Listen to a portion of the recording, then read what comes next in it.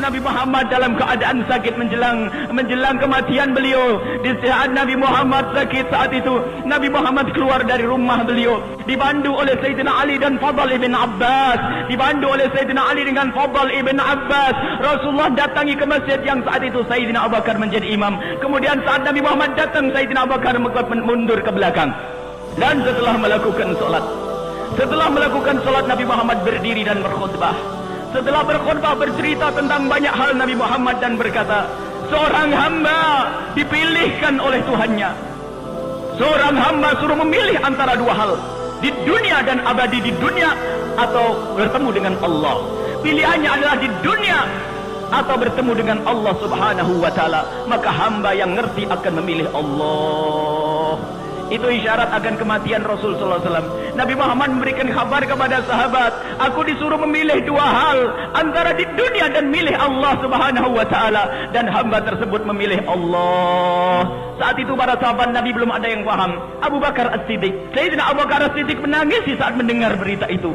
Setelah Sayyidina Abu Bakar menangis, Sayyidina Abu Bakar menangis, di kiri kanan Sayyidina Abu Bakar ikut menangis.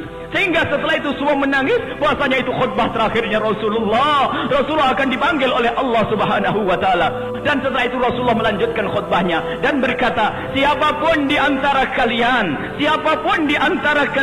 yang pernah aku sakiti atau aku ambil haknya, apapun aku zalimi, kalau ingin mengkisas, menuntut sekarang saatnya. Sebelum aku menghadap Allah, aku tidak ingin menghadap Allah dengan kezaliman. Siapapun yang pernah aku sakiti, silakan sekaranglah waktunya untuk menuntut.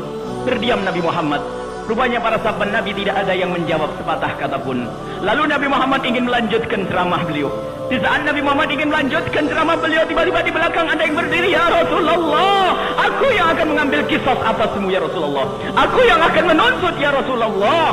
Para sahabat Nabi yang semula menangis, terhenti tangisnya mendengar suara tersebut. Siapa gerangan dia? Mungkin orang munafik yang ingin kurang ajar dengan Rasulullah. Mungkin orang munafik yang mau jahil dengan Nabi Muhammad. Kemudian Nabi Muhammad berkata, taqaddam, majulah engkau. Mendekatlah orang tersebut. Setelah orang itu mendekat, para sahabat Nabi semua mengenalnya. Dan Rasulullah pun ternyata juga mengenal orang ini. Orang ini adalah orang cerdas yang saat itu ditanya oleh Rasulullah, engkau minta apa? Dia menjawab, ya Rasulullah, doakan aku agar aku mati tidak pakai hisab, langsung masuk surga. Dan itulah Ugasah yang didoakan Nabi Muhammad menjadi ahli surga tanpa hisab. Bagaimana akan menuntut Rasulullah? Dia berkata, aku akan tuntut ya Rasulullah. Kemudian mendekatlah Ugasah. Sayyidina Ali yang ada di kanan Nabi, Sayyidina Fadl bin Abbas yang ada di kiri Nabi tidak terima. Ya Rasulullah, biar aku yang tanggung apa yang akan dia lakukan untukmu, aku tidak rela. Biar aku yang disakiti ya Rasulullah. Sayyidina Fadl pun berkata, biar aku yang disakiti ya Rasulullah, jangan engkau ya Rasulullah. Nabi Muhammad menjawab, tidak, itu urusanku dengan dia. Ini urusanku dengan Uqasyah. Uqasyah apa yang kau tuntut atasku wahai Uqasyah? Uqasyah berkata, ya Rasulullah, engkau masih ingat waktu berada di perang Badar? Saat engkau meluruskan barisan perang, engkau telah memukulku dengan tongkatmu, dan ketahuilah pinggangku sakit sekali ya Rasulullah. Dan sampai hari ini pun masih aku rasakan sakit. Aku akan balas atasmu ya Rasulullah. Nabi Muhammad berkata, baik Uqasyah, balaslah kalau ingin membalas.